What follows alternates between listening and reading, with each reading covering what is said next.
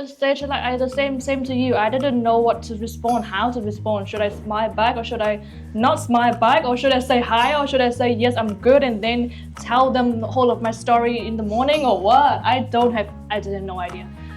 I wanted to ask you actually, Yeah. is there a difference in the culture of saving money, how you spend your money in Vietnam versus here? I can see why you have a lot of Asian friends. Even the weather is like, it's like a Katy Perry song I keep saying. It's like Katy Perry hot, then it's like it's hot, then it's cold. It's hard in the quarter center. Yeah. And so, for example, like for the same age of student, when they study in Vietnam, they do pretty well with the knowledge and stuff, right? And then when they move here, with that same age, they finish the school faster. Like they finish the lesson faster than the students here. From your perspective, what do you think about the Vietnamese food? And how is it different from here? And what do you prefer, like the Vietnamese food or the Kiwi? Kiwi, Kiwi, you have pie, right?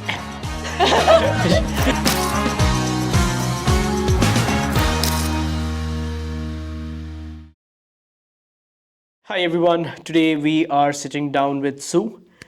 Is that how we say your name correctly? Yes, yes.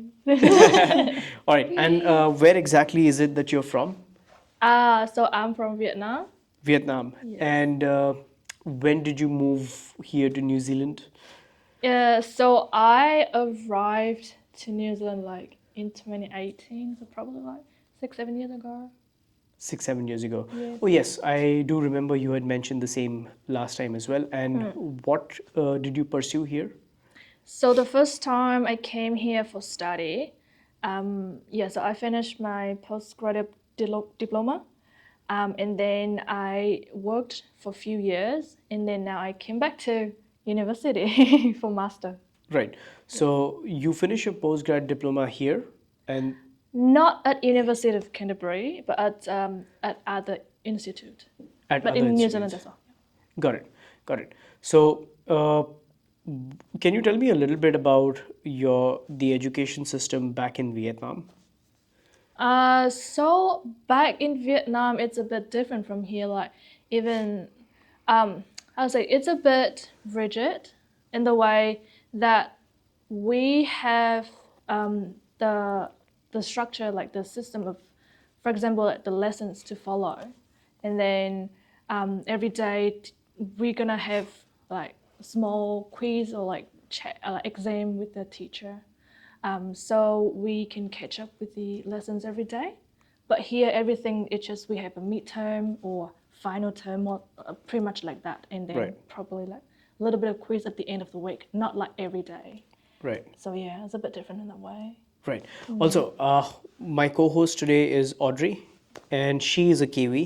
And now that I have asked Sue about the Vietnamese education system, I'm actually very curious to know about Audrey's education system here in New Zealand as well. Like, how is that?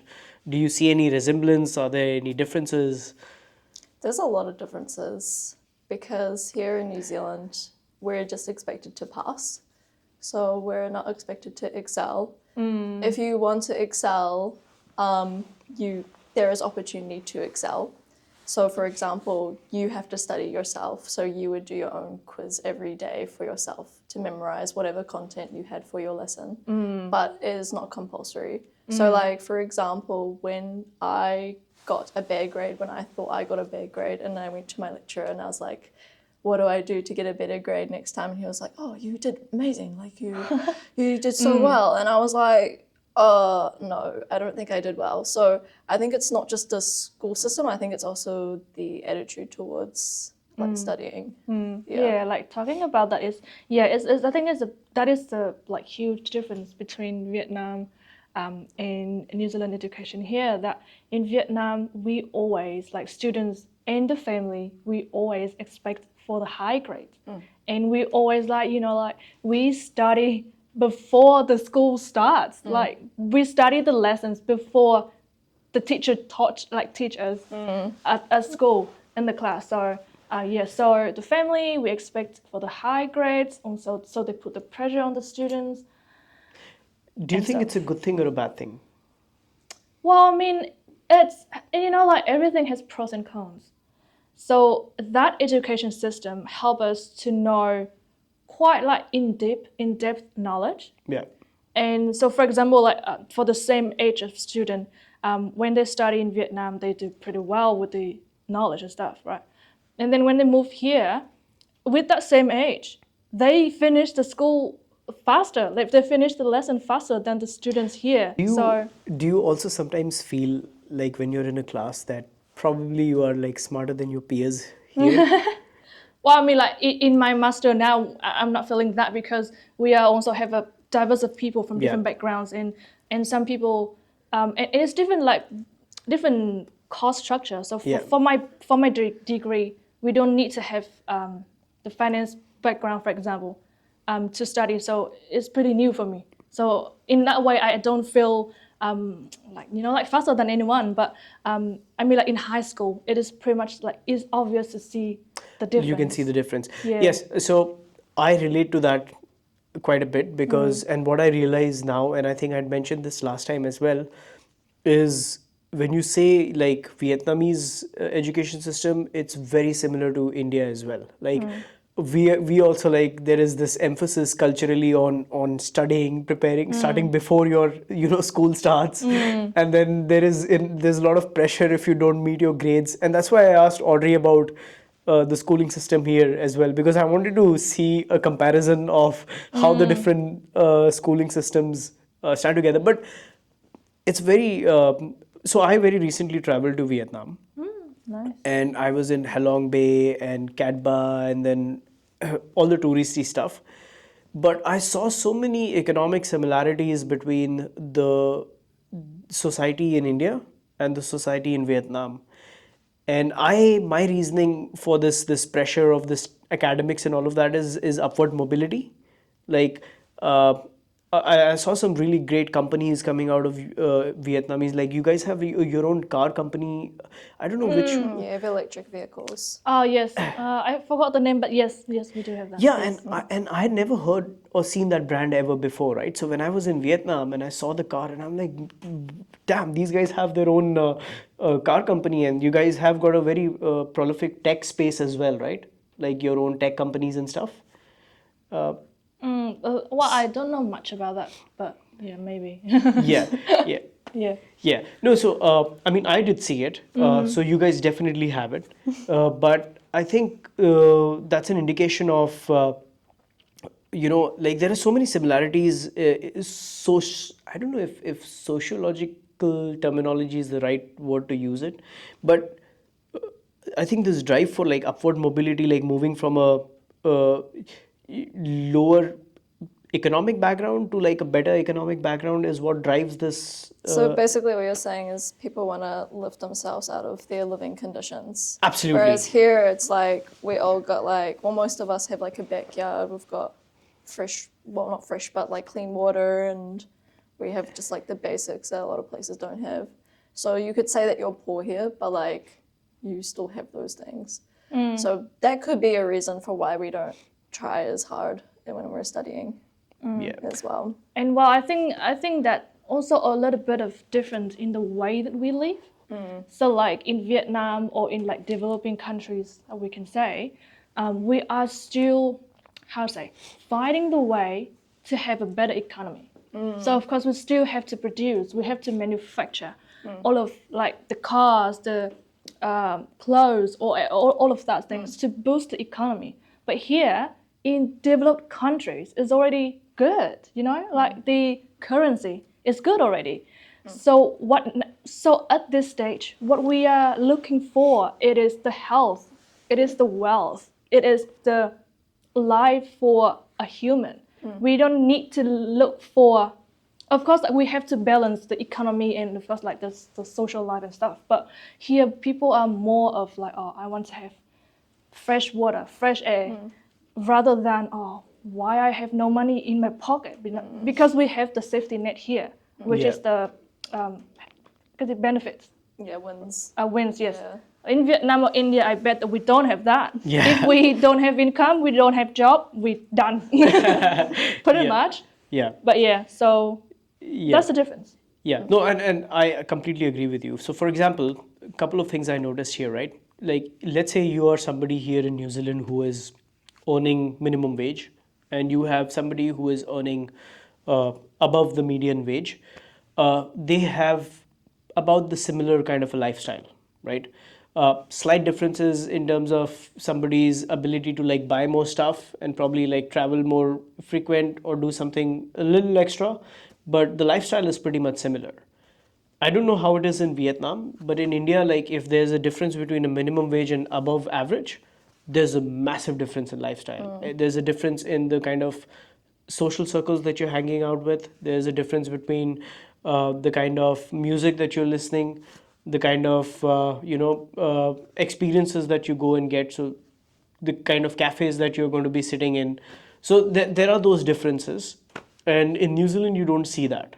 Well, you don't see it, but it's quite subtle. So, like, for Yeah. example, when I used to be an assistant manager, you would say a lot of the people that I was in a circle with were that minimum wage sort of area, maybe like living wage, Yeah. which is probably like $3 or $4 more, I think now.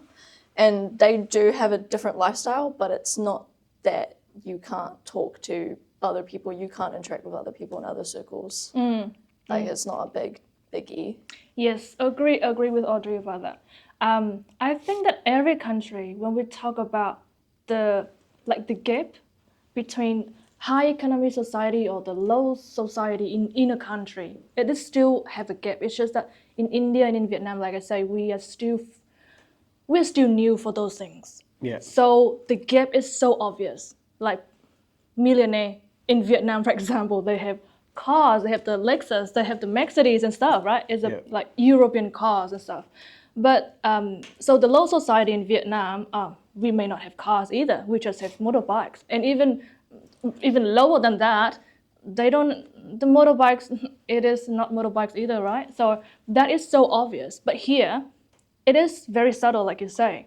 If you go to Maryville or Papa Nui area, or the posh area, right? And compared to like Linwood or Woolston area, you see the difference. The houses difference, the cars they drive is different too.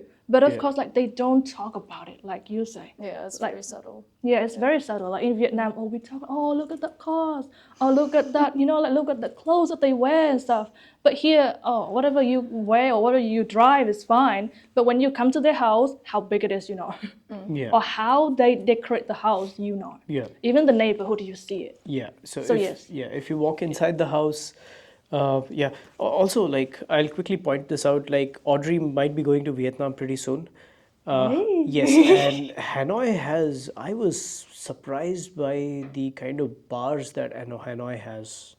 Like beautiful, like some amazing bars and cafes or whatever, and then you have these narrow streets that you go through. Then some bars you have to enter through the back alleys and stuff, and they are absolutely fantastic. Yeah, we don't like, have anything like that. We just have like seats Season. and a bar. yeah. That's classic. Yeah. Yeah. I mean, the bars here, they have their own charm, right? Like Yeah. New Zealand has its own charm. Like you cannot equate the two, obviously. But yeah, I'm just pointing that out. You should try. That's what he means. I Yeah. wanted to ask you actually, Yeah. is there a difference in the culture of saving money, how you spend your money in Vietnam versus here? Yes. So here, I see that is a bit funny as well. Like in Vietnam or like Asian people like us, we always look to save, and like the more we save, the wealthy we are. Yeah. But in fact, it's not like that. Yeah. Right. So in talking about wealth or wealthy, it's not about how much we save. It's about like, is that enough for us? And do we have the surplus? Right? So in Vietnam, we think that the saving is a surplus, but how actually like how they can afford their life, the lifestyle, for example, the food they eat or the water they drink, is that good enough? Or do they need to have a better food or drinks or better education like that? Are they spending the money on those things?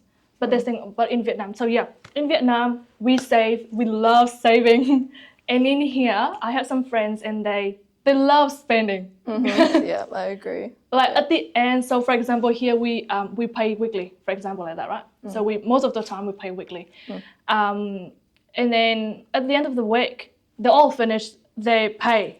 Yeah. When I was an assistant manager, I was the only person who saved in the store.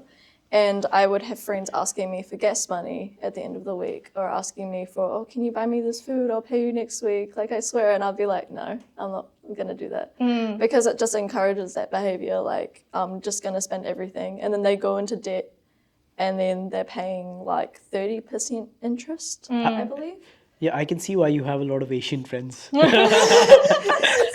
mindset. Yeah. Yeah. And like that's like I really wanted to know that mindset between Vietnam and New Zealand, because like I have a lot of Asian friends obviously, and they have a similar mindset to me. But also I think a lot of people who've grown up here when they were younger now have that New Zealand mindset where it's like, oh, we can go out and we can spend $40 on breakfast, which is insane, because that food would have cost you probably $5 if you made it yourself. There's such a big difference in like the spending, but obviously like the labor costs and everything here are higher. So Yeah, so of course, like all the labor costs and all of that added up cost, it will add on the selling price that we are paying.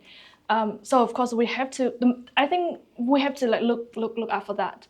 But I think the main thing about the finance is what we.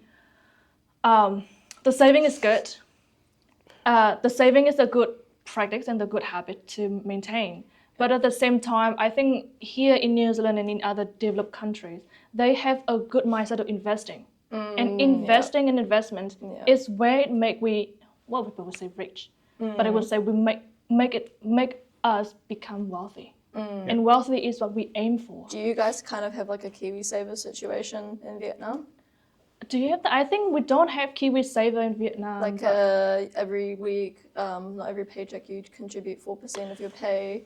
I don't remember. I actually don't know. I don't think we have that. But I know that my parents, when they retire, they receive some sort of like, pay from the government. Yes, we have that here. Yeah, so we also, it's very similar to Kiwi Saver, but it's not Exactly called like Kiwi that. exactly like that, but it's very similar. So we also have it. I think most financial institutions around the world, they generally have that sort of an arrangement. But yes, there are a lot of countries which do not. What I find very similar about now that after speaking with you is like, and after having traveled to Vietnam as well, is like there are a lot of similarities. A lot of them, economic development wise, Vietnam is like making amazing progress economically in that region. But what I want to understand from you is what drove you to move from Vietnam and come to New Zealand, and how did you decide New Zealand? Wow, I moved to New Zealand because like I finished my I finished my bachelor degree at my university in Vietnam, right? And during those years, and even when it comes to high school, all of my high school friends, they all went to overseas for study abroad. Like, just technically, it just only left me and another friend that we study locally, domestically. So What did you study before you came here? I studied hospitality management. Oh, okay, yeah. So yes, I finished that, and then because all my high school friends are all gone, and so I wanted to study abroad as well. I wanted to see like how the world looks like how it is different to Vietnam. So I had that dream, but then my parents wanted me to finish the degree in Vietnam first, so that they feel safe that I have some sort of degree, because that is Vietnamese parents, family. They want to see some sort of degrees, but they still don't know like, what we're going to do with that degree. But okay. So I finished that degree. Same, exactly same. So I finished the degree, and then after that, I want to study abroad, like I say. So I talked to my parents and said, okay, cool. And then we looked for a few options like Canada, US, Australia and stuff, and New Zealand. And they said, oh, New Zealand seems better, like quiet place, far away from the world. It seems a good place. Yeah. So people might be friendly and stuff. So yeah. Yeah, and mine was like really funny story. Like I had no plans of going anywhere abroad. So I've got a twin brother who doesn't look anything like me. We are fraternal twins. He went to Netherlands like 3 years before I did, and he has always been like a straight A kind of a person, good grades. And all this while he was in Netherlands, I didn't care. I was like, I was enjoying my life a lot. I was traveling, whatever. And then a string of coincidences sort of led me here. And I had not even contemplated US, Canada, whatever. Maybe Australia. I'd seen Australia because I knew quite a bit. I have family there. But then, like after coming here, I did feel like a big culture shock. Like, did you have like a culture shock as well? Like Yes, yes, a bit like way different. So the first difference is the language. language? Yeah. They speak so fast, and they use a lot of slangs. I have no idea what does that mean. Yeah. So yes, so the culture shock is from the language, and then it's from the way that they talk to people, how they smile. Yeah. Like in Vietnam, we don't smile to strangers. It feels like, oh my god, like is he or she has something with me or to me? But here, people smile to strangers, like, oh, I feel so welcome. I feel so warm. Yeah. So yes, there's a difference. Yeah. Yeah, no, it's even I went through something very similar. Like people smile, they talk to you, right? I remember the first time I came and went to like a grocery store or like a corner store, and the lady across the counter was like, "Hey, how are you doing? How's your day?" And I had no response to that. I was like, I first looked around. I was like, "Who is she speaking with?" I was like, "Oh no, she's speaking to me." So and what I find really surprising is like even in India, right? We don't really go around saying hi, hello, how's your day or whatever. It's very transactional in nature, but it's a good thing. Like people asking about your day and all of that stuff is a really good thing, right?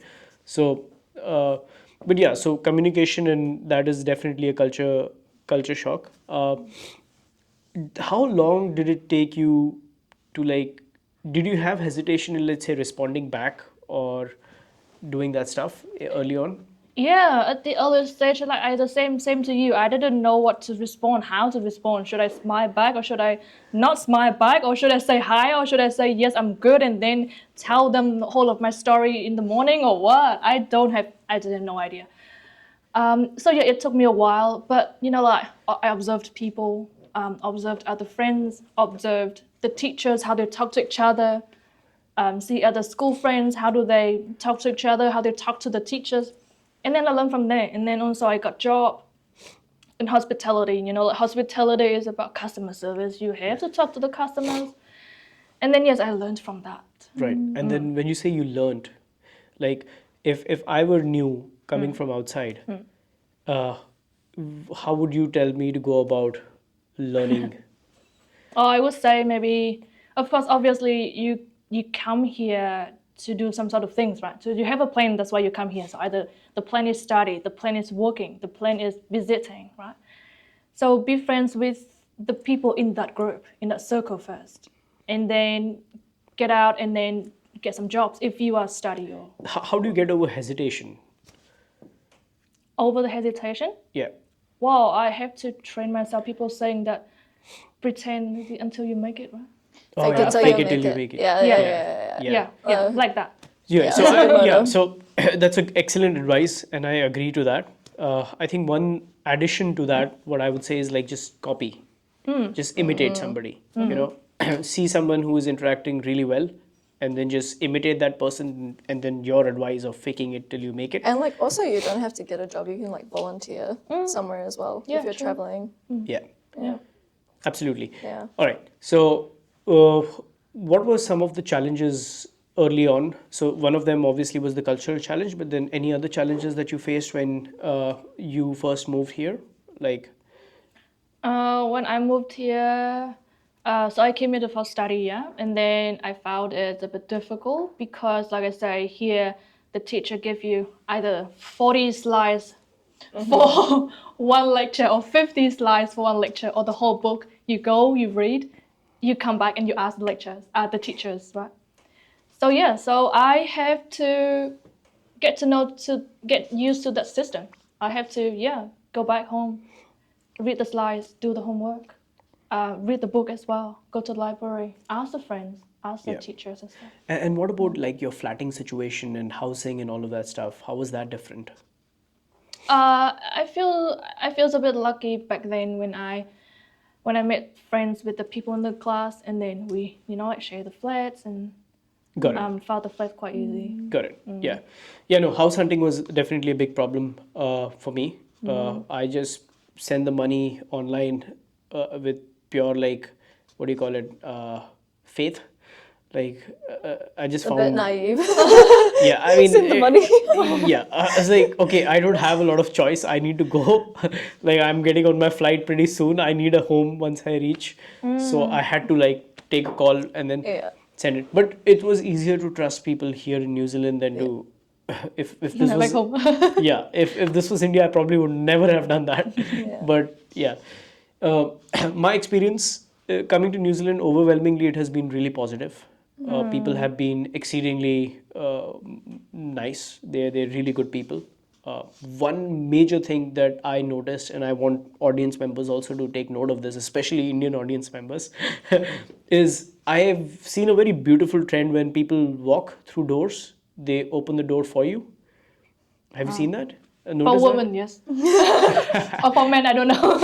Oh no, for men as well. Like, Oh, is it? Like, Okay. I kid you not. Like, there's so many times when there's a woman walking ahead of me. If she opens the door, she will keep the door open if there's somebody walking behind. So it's and Yeah. you're right. Initially, I was like, oh no, this is just I was like, reverse chivalry. Like, what is this?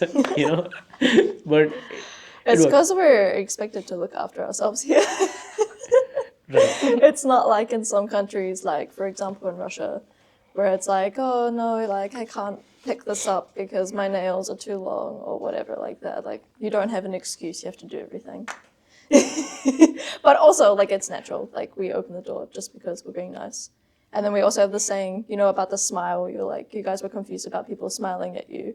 We're always told like smiling then makes someone else smile, and there's actually science behind it. It makes you happy as well. But like we all think about like trying to make other people happy because we know that New Zealanders are very good at hiding their emotions. So like we, not to go on the dark side, but we have a very high suicide rate with men here. And like I had a friend who like I thought was perfectly fine. And then like over COVID was a really hard time. I knew a few people who just like unalived themselves basically, but you couldn't tell because they're so happy, they're so cheery. So like, I think we do that because we know that people are struggling as well here. Yeah, like I heard from a couple of friends, and also read some news that the suicide rate here is quite high, especially during the young teenagers. Yeah, and for men as well, for boys, yeah. Oh no, I mean that's a different conversation I'd like to get into. Really. But that's why I think that's actually one of the main reasons why we're so nice to each other.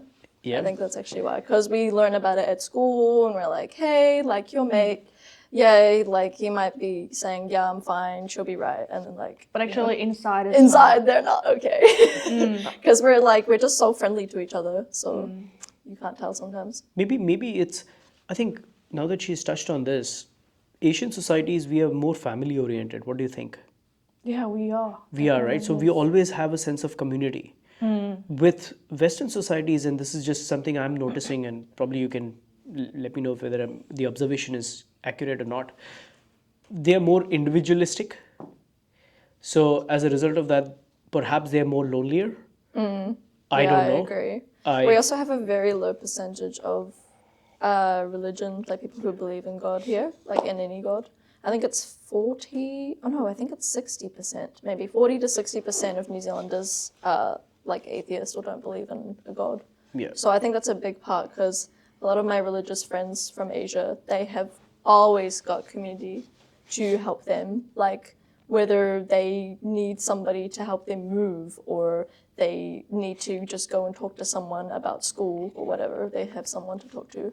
But here it's like you don't have that religion, but also a lot of people don't do community things. We just like stay in small groups. So Yeah. could be right about that, yeah. Yeah. I can see that. No, I mean, this is something I would really like to dive into. Like, this is a very good, something that keeps me also thinking quite a bit. But from your perspective, what do you think about the Vietnamese food? And how is it different from here? And what do you prefer, like the Vietnamese food or the Kiwi? Kiwi. Kiwi, you have pies, right? Like maybe. We just eat A sausage whatever roll. with meat and carbs. Fish and basically. chips. Fish and chips. We got pies, Sausage rolls. sausage rolls, English food, like English food, Yeah. which is boring food. Oh, well, of course, like, I'm Vietnamese and I love Vietnamese food.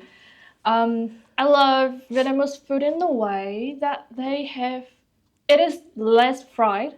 It is less deep fried, less There's more grilled. fresh ingredient. Yeah, like fresh spring rolls, you know, they're Yeah, famous, Yeah. right? fresh ingredient. So fresh ingredients, a lot of herbs, a lot of veggie and stuff. But the other side that they put like the seasoning.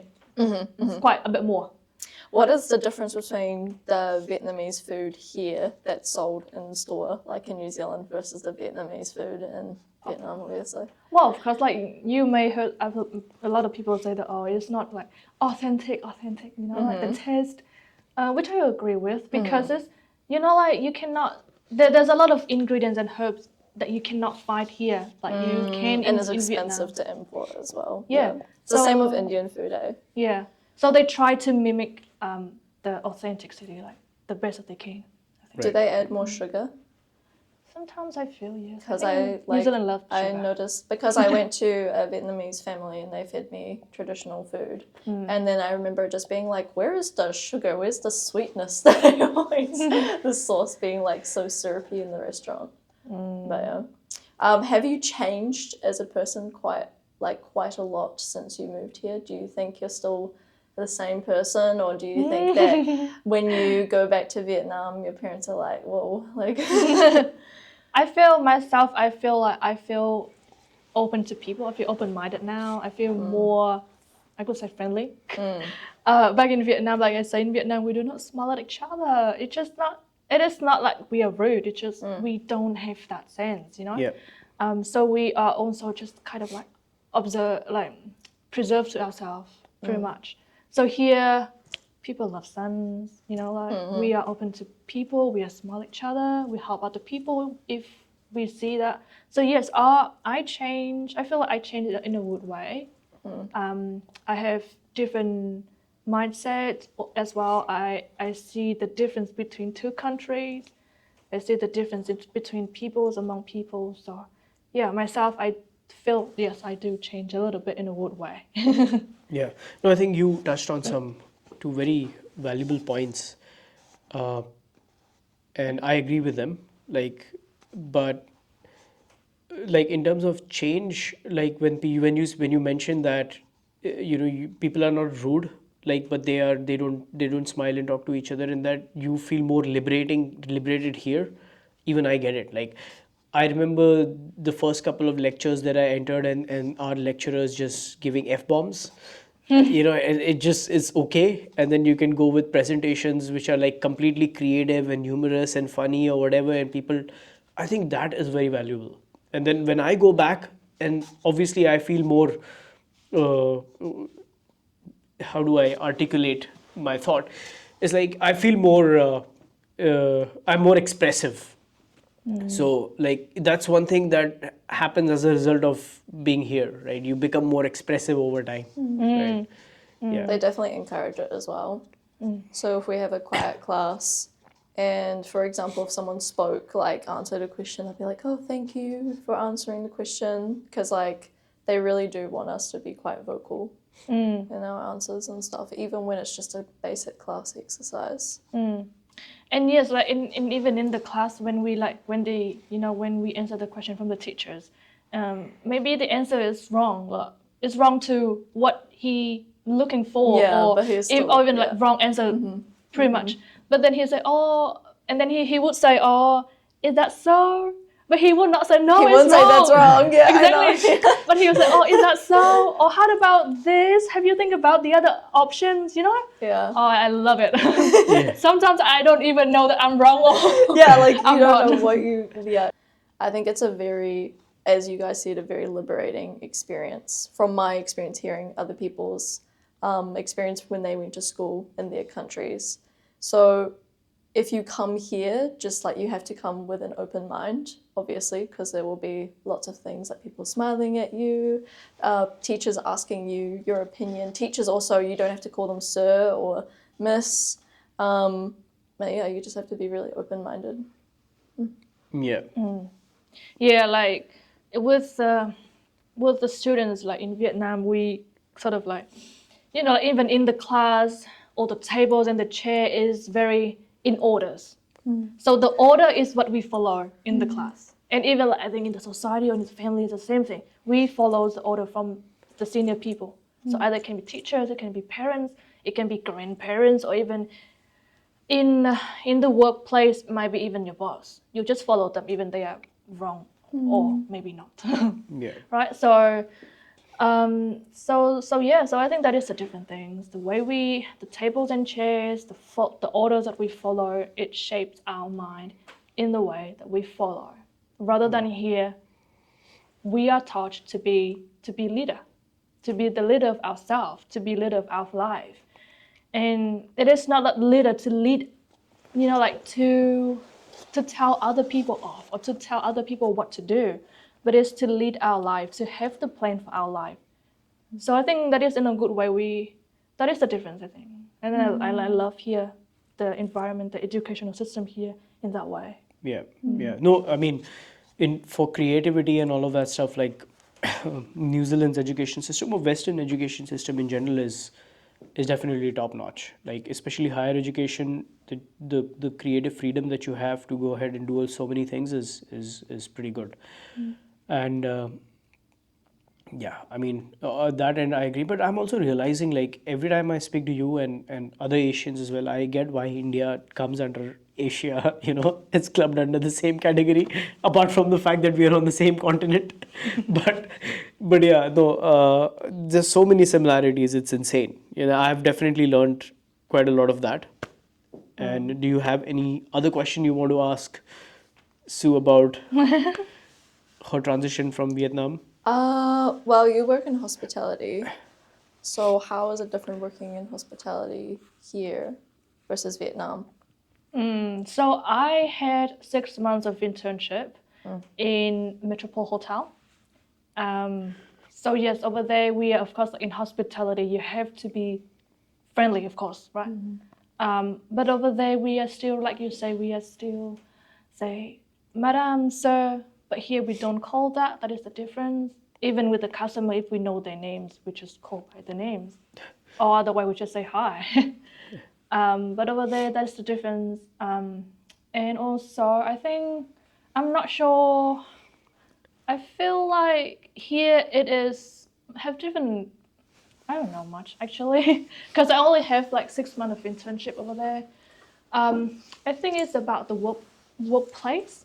So like I say, like hospitality or any workplace in Vietnam, we still have to follow the boss. Rather than that, even the way that we, for example, the way that we want to greet the customers, you are not allowed to do your own way. For example, Would you call it like micromanaging, or you wouldn't call it micromanaging? Yes, so I call it micromanaging. You definitely call it micromanaging? Yes, Yeah. so they will definitely look at how you say, how you wear the uniform, and how you turn up to respond to the customers. Yeah. But here we are looking at more like the sales. Like, do we are customer happy rather than from inside of the team? Like how It's not about how perfect you are. It's about like how satisfied the customer is. the customer satisfaction. A bit more flexible. Yeah, I agree with that. different. Yeah, because when I was in Japan, the customer service was like, oh my god, completely different to here. Like they'd follow you around the store and they're like mini malls. So like we have Valentine's here, and that would be the same level, and they just will sit behind the counter and then look at you like real angry and be like, like, ugh, like, what are you wearing today? But like in Japan, like I was wearing my trekking outfit basically, so I look kind of homeless. And they're like, oh, like, what do you need? Like, how do you need help? And blah, blah, blah, do you need this? And, like, I'd ask them for, like, 5 different sizes, and they, like, still have the same attitude. But, like, if you did that here, they would start getting very angry at you, like, incredibly angry at you. So I think that's a big difference. Well, I mean, I haven't been to Vietnam, but, Yeah, in Vietnam. Yeah, I just feel like in Vietnam it's a bit wild. it's wild. When we talk about like customer service or something like that, it's wild in a way. I don't know how to explain. Maybe you have to experience that and you can feel it. So, for example, with all of the tourist spots, if you go to Ha Long Bay, you may go to like the boat and stuff, right? Yeah. And all of the nature environment. They get, like they get the ticket. You have to buy the ticket to get into those nature, which is, I don't know. I mean, here we don't have to pay the tickets for those things, Yeah. for the nature. But over there, obviously we have. But Yeah. maybe that's for maintenance. I hope so. Speaking on that note, you can actually go and fire AK-47s in Vietnam. What? Really? Yeah, Wow, you I can. hadn't Like, you have to go all the way down to, I think, Ho Chi Minh. Ho Chi Minh down south, right? Ho Chi Minh City. Yeah, Ho Chi Minh, and then close to that there is some Vietnam war-related, some historical museums, some stuff. So they have like AK-47s there, which you can just go pay and Wow. fire, That's basically. crazy. Don't even need a license or nothing. Yeah, I mean, to anybody, and especially like Oh my god. anybody who's That's so interested in scary. that stuff. No, I mean, it's for tourists. It's But quite it's literally only allowed to use in the area. Yeah, in that yes. area. Yeah. Well, you can go outside. It's all good. You know, go out with your Kalashnikov. And... Like, all right, cheers, I'm going to pick this up and go. So is there any guide, like any tourist guide Yeah, that will there's a guide. like, and there's observe you and monitor you? Yeah. So he wears the entire outfit. vest? Yeah, the military outfit, and I Nice. think he also gives people a historical lesson on what happened during the conflict and all of that stuff. Okay. Yeah. Well, we will do that. We'll go shoot some Kalashnikovs. Oh, you guys absolutely should. Oh, There's that's awesome. also Song Dung Cave in Vietnam. Son Dong Cave. Song Dung, Oh, yeah. yes. It's I was unfortunately unable to see that place, but I really want to go and see the place because it is, and I read this on National Geographic magazine. It's a phenomenon. Like that cave is, the entrance for that cave is God knows how many times bigger than the Empire State Building. Oh wow, really? Yeah. And the Jeez. cave has its own ecological system inside. It's very unique. Okay. It's like, but to We'll go see it for you. We'll take the photos and send it to you. say, yeah, then I will visit the place vicariously. But it's the trek to that place is about, I think, 4 days or 3 days or something. Oh like that. wow. Yeah. Yeah, going to that place itself is like to thick jungles and stuff. But I was very surprised to find out like Vietnam has so many untouched jungles. It's like pretty nice. Like also like your roads are like between cities. Like the cities are very crowded, but like the between cities are like empty. Like roads are so empty. Like I was driving like 400 kilometers with not a soul around. 400? Yes, on a two-wheeler. So 400? Okay. so just one city, see the place, another city, see the place, another city. It's like that. Yeah. So, Kilometers in between. or it's like entire day of just riding. It's like you just and the best part is like we never had to slow down, like because there's no traffic on the highways. So you just press the accelerator, like, and then you just keep going, like, and then you just keep going. Yeah. Yeah, I see that. Yeah, so I came here in 2018, and I just came back to Vietnam in 2024. So it means that after five years or so, 5 or 6 years that I did not come back to Vietnam, right? So yes, so I did see the difference, like in between in the country itself. They are developing more, like I say, like you say that we have our own cars, electric cars and stuff now. Which is good. The more higher buildings, people get crowded, like more people getting into the cities as well. I loved Hanoi. Hanoi reminded me of Mumbai so much. Like there were so many similarities there. and uh, like I for some reason I felt more at home in Indonesia and Vietnam and all those places than I felt like Australia or New Zealand or whatever. It's just what it is, you know. Maybe I haven't been here long enough to like, but it's just the dynamics are so similar, right? So it just feels natural, but yeah. It's still a difference, but yeah, Yeah. it's still really, really different. But I love here as well. Like, you know, here it's totally different world. Like in Vietnam or in India, we are pretty much overpopulated. Yes, agreed. Like this place is like a completely different world. Like you can see mountains here from 85 kilometers away. That's not normal, right? And no, it's different. Definitely, I mean, the ecology here is different. The trees here are different. Like even the weather is like it's like a Katy Perry song. I keep saying it's like Katy Perry hot, then it's like it's hot, then it's cold. It's then hot in the cold center. yeah, it's like I don't leave my house without a jacket. Like my bag has a jacket inside it. Like I have just accepted the fact that if it's sunny now, it might not be sunny in like next 20-30 minutes.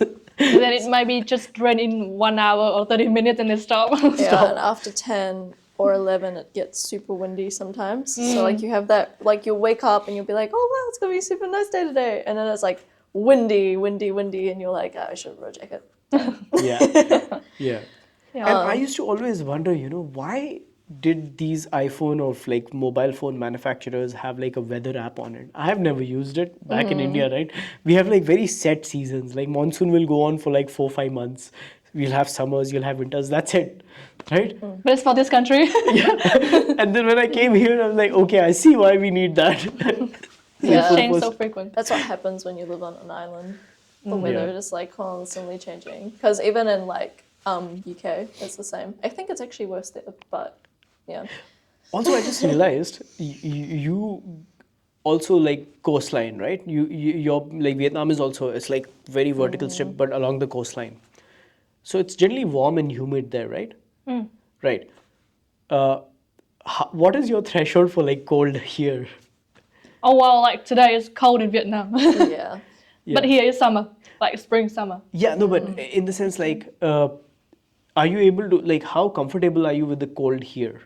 Well, I mean, now I get used to that. But when I first time came here, of course I can't. Even in the summer, I still wear the big jacket, you know, like that they only use, that the local here would use this kind of jacket. Probably when they, in When it's winter, like in the sleeting. mountain when they go skiing. Yes. But I used it when I first came here in the city. Let me tell you something. Like, I've seen Kiwis go on a snow-capped mountain and remove their shirts. Oh, yeah. People snowboard without their shirts on. Oh, really? Yeah. I Yeah. haven't seen that, sorry. I have That's seen it, and I'm crazy. like, dude, are Wow. you guys crazy? Like, the first time I came here, I came like at the very start of winters, okay? And then winters, I got out of my home. I'm like, I have to come to university late in the evening for some event or whatever. And then the first thing I noticed is a guy and a girl, they're standing with their squash rackets and shorts and tees. I'm like, what's wrong with you? I turned back, went back home, wore another layer because I felt cold looking at them, and then went for the Yeah. university. The threshold for like cold is like different. Like If it's sunny outside, people wear t-shirts. I think you guys would have noticed that. yeah. Yeah. I'm an outlier because I grew up in a warmer place, like for my childhood, and then like now I'm living here and I don't think my body has gotten used to it yet. But like I will see my friends walking with me and they're wearing just cotton and the wind is, you can feel the ice coming off the mountains, you know, when you get that wind here. And you're like, how? How are you walking around in the t-shirt today? I've got my sweater on. But yeah, it takes some time to get used to it, I think. So with that, I think we have organically come to the close of this this podcast, and thank you for giving your time Yeah, thank you and for sharing.